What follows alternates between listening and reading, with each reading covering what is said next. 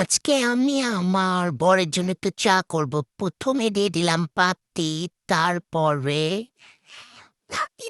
তারপরে দিয়ে দিলাম হলো চিনি, তারপরে স্বাদ করার জন্য দিব একটু লবঙ্গ, যাতে আমার কাল্লাবিটা খেয়ে যেত আমার প্রতি যেত আরো বেশি ভালোবাসা দেখাই। তারপরে একটু লাড়ালাড়ি করে দিব গাইস, দেখো।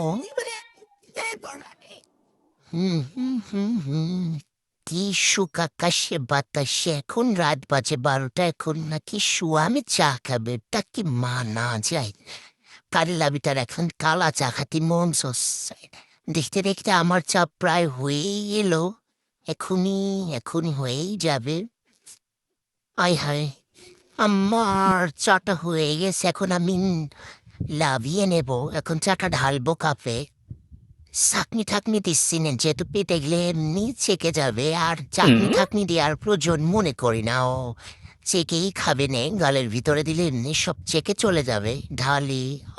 কি সুন্দর চা, দেখো কালারটা। রাত 12টার সময় গরম গরম ভাব ওটা চা খাওয়ার মজাই আলাদা। ঢেলে নি। হয়ে গেছে।